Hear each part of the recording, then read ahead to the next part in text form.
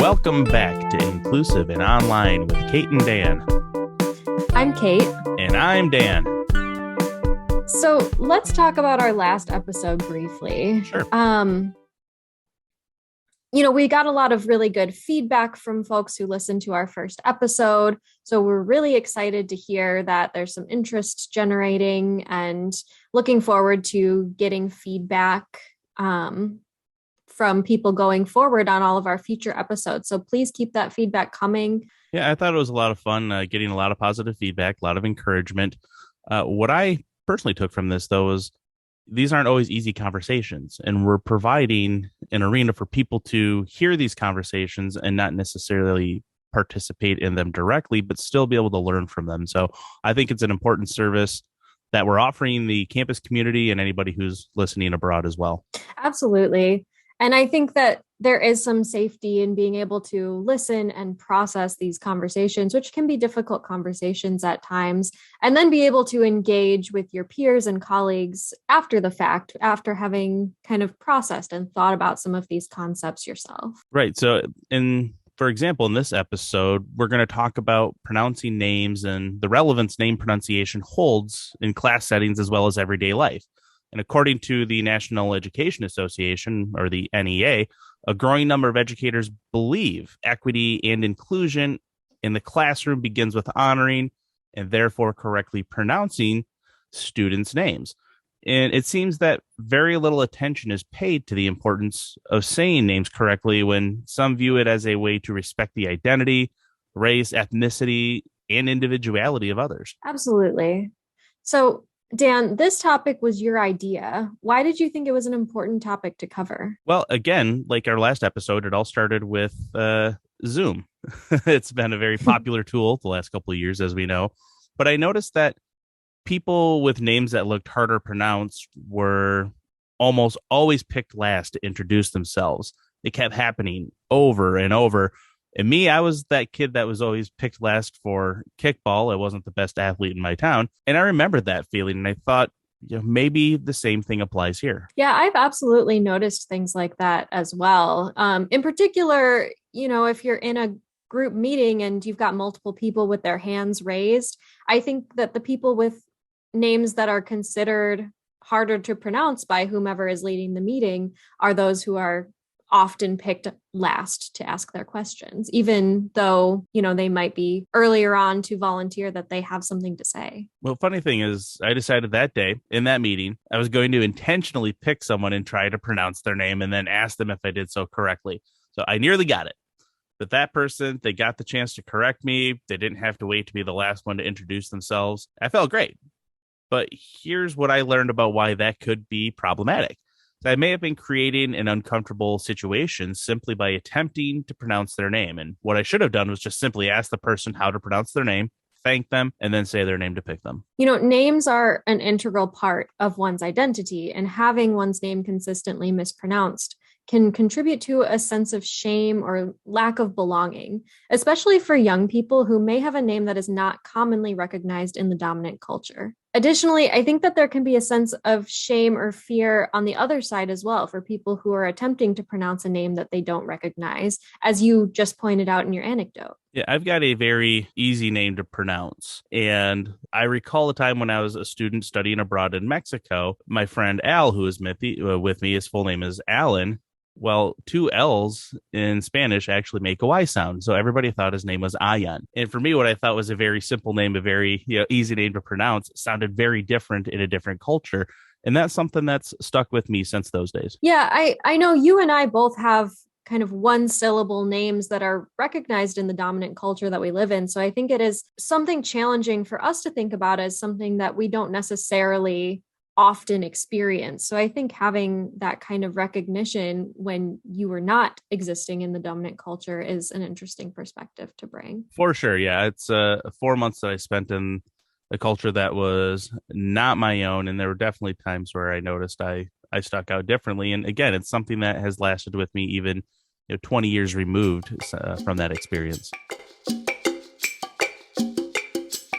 When I was working in academic advising, I would often come across student names that I didn't recognize. And at the time, my practice was to look up the name pronunciation online, just on Google, before bringing the student back into my office, and then follow up by asking them, did I get that right? That happened to me all the time when I used to meet with students in financial aid, and it usually made me pretty anxious.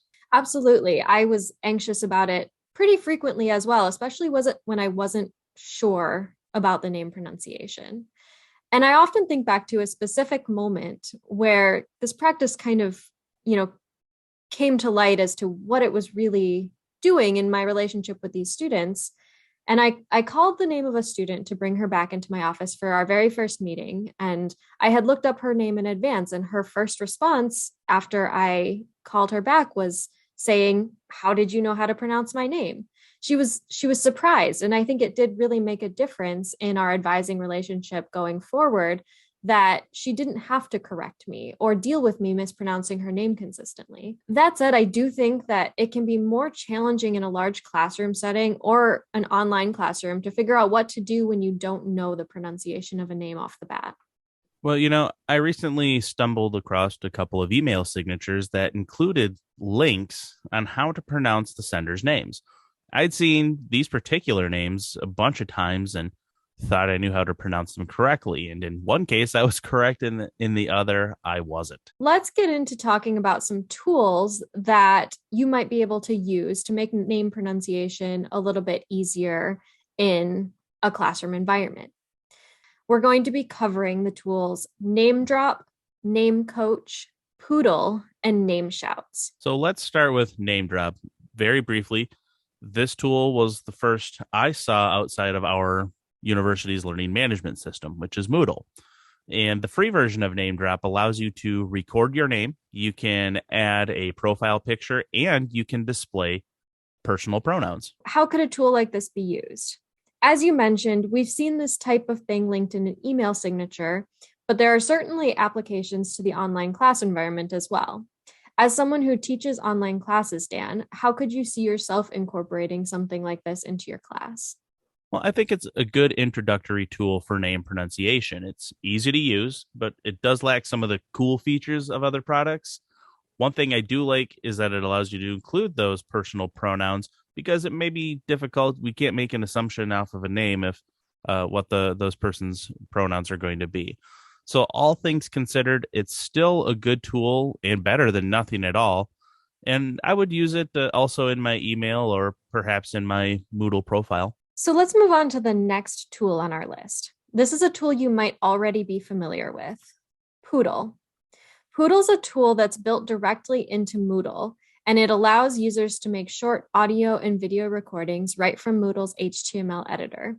It's not made specifically for recording name pronunciations, so it lacks some of the features that our other highlighted tools have, but it is a very simple way to create a quick recording that lives directly in your online course or Moodle profile.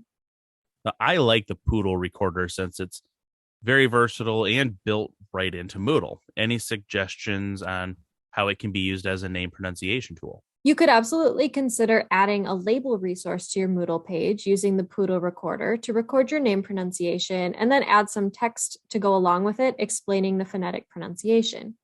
You can even have students use Poodle to record their own name pronunciations and post them to a forum in the course or to their own Moodle profiles at the start of the semester. So the next tool we want to briefly discuss is called Name Shouts. The Name Shouts website gives you access to a database of pronunciations for over 400,000 names across 21 languages. That's astounding. This tool is helpful if you want to seek out how to pronounce a specific name. You can simply type in a name, select the language it originates from, and then you can hear a native speaker pronounce the name. With the free version, you can hear up to 50 shouts or names per month. And one of the other things I love about Name Shouts is it does give you access to hear the same name as it might be pronounced in different cultures. So I think it's really worthwhile taking a look at that one. And last up in our tech tool lineup for today is Name Coach. This tool is similar to Name Drop in that it also allows users to record and share the pronunciation of their own name. One extra feature it has is the option to add phonetic explanations to your pronunciation, such as saying coat for a long O sound. And that can be helpful for people with a hearing impairment since it describes how a name sounds. Today's guest is Myshia Liles-Moultrie. Myshia is a retention coordinator with the Center for Multicultural Initiatives here at Oakland University. Thanks for being here. Thanks for having me. So I recently attended one of Oakland University's AP professional development sessions on microaggressions. And during that presentation, Myshia shared a little bit about her own experiences with name pronunciation. I imagine it's been a pretty common occurrence for you, people mispronouncing your name. Yes, I probably get my name mispronounced at least once a day.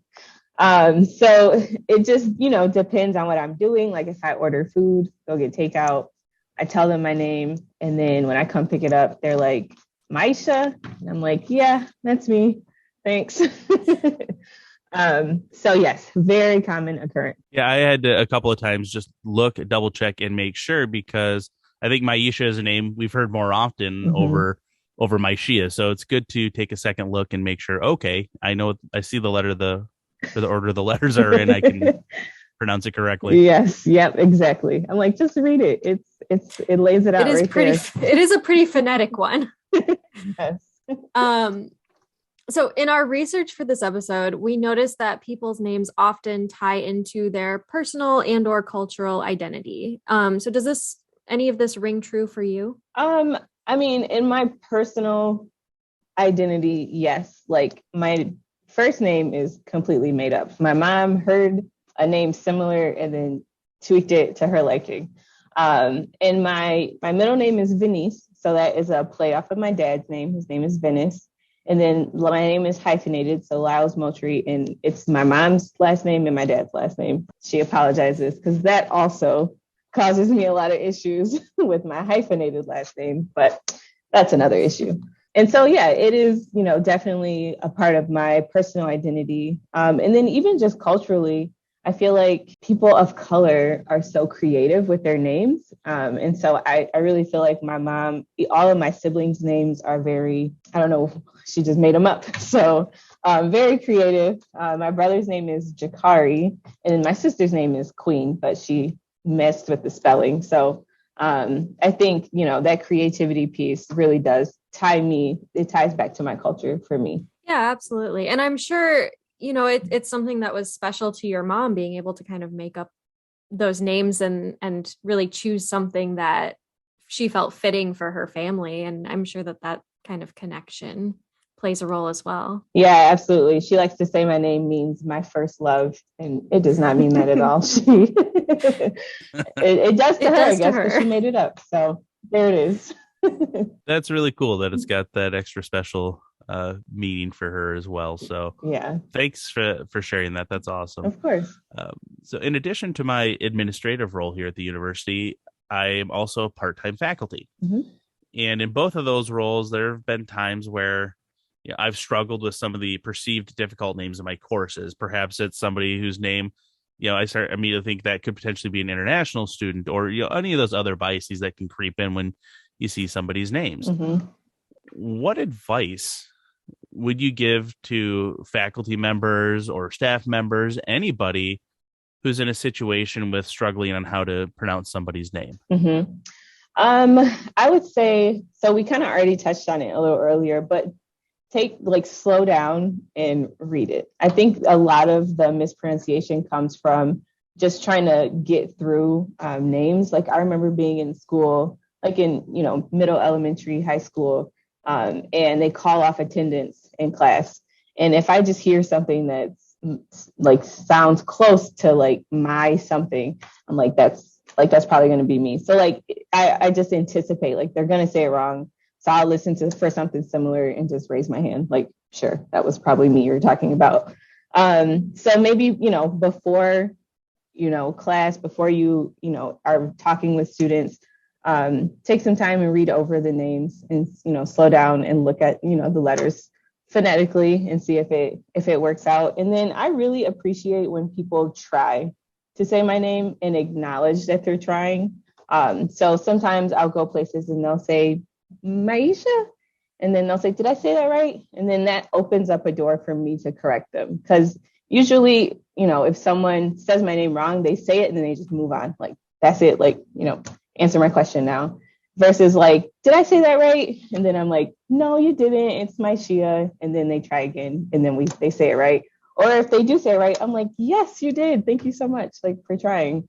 So I think, slowing down and then trying and then opening up that door for correction. Yeah, I had mentioned an anecdote earlier in the episode where, I thought maybe I should have just asked how to pronounce it, not make a big production out of it or celebrate the fact that, hey, I said your name correctly. Nobody ever does that for me.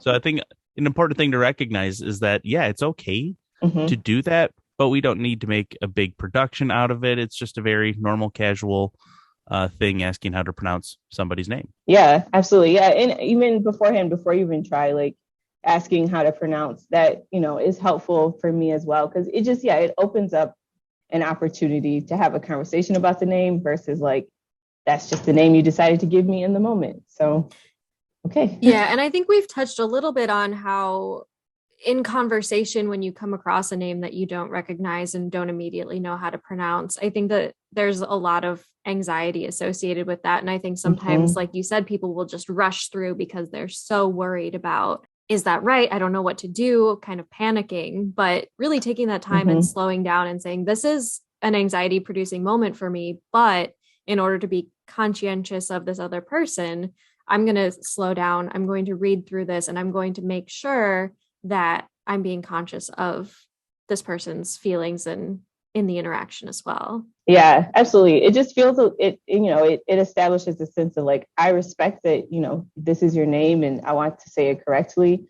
So it feels more respectful to me when people try and ask or, just ask before even saying it wrong.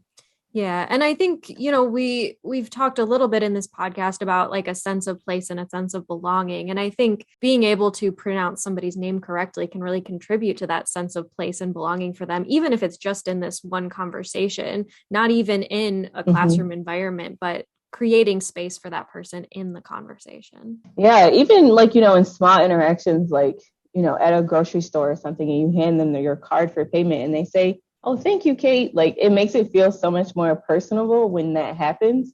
So it's that same type of thing. When someone says my name right, I'm like, oh, thank you. Like that, I appreciate. Like it just feels a lot more, just a better experience, and a sense of belonging. Like, yeah, absolutely.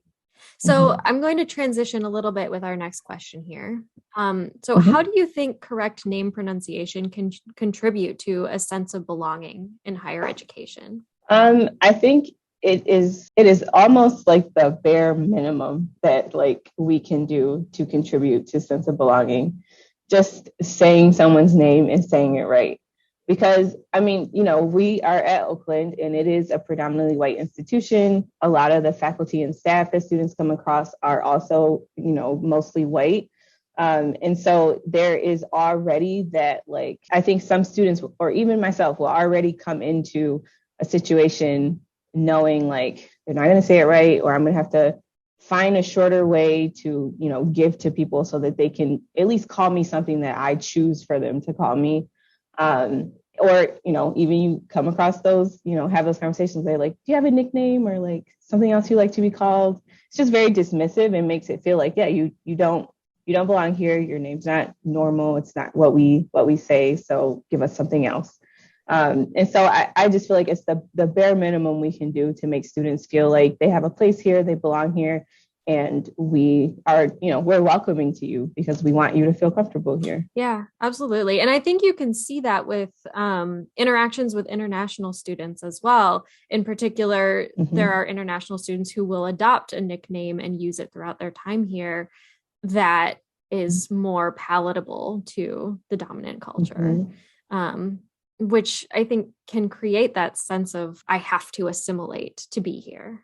I love that you say that it's, kind of a bare minimum for that. And it's just shed a lot of light on me to hear that, and so I really appreciate you sharing that aspect of it. And in our roles here at Oakland University, primarily we're in online learning. And we have some tools that we discussed, like Name Coach or Name Drop, that can be used to either learn how to pronounce somebody's name or where you can speak your own name and give a pronunciation for that as well. Mm-hmm. How do you think tools like that can help create a more inclusive learning environment at OU? I took some time to look at those two websites. And I think that would be so monumental in taking away that initial anxiety of, I have to teach this person how to say my name. And also, I think it would take away it would just make it more, if everyone did it, it wouldn't be so just like isolating. Like, okay, if they're not sure, if they pause a little bit before saying the name, like it's probably mine. Like they just don't know how to say it. So I think it takes away that anxiety of like, my name is different. And so I have to, do more so that people like know how to say it.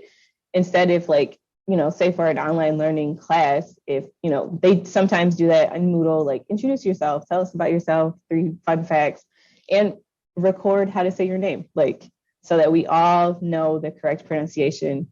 And then also that anxiety piece that Kate touched on like both ends, like, you being the person that is anxious about mispronouncing someone's name, it gives you that opportunity in private to hit that button over and over and like practice out loud.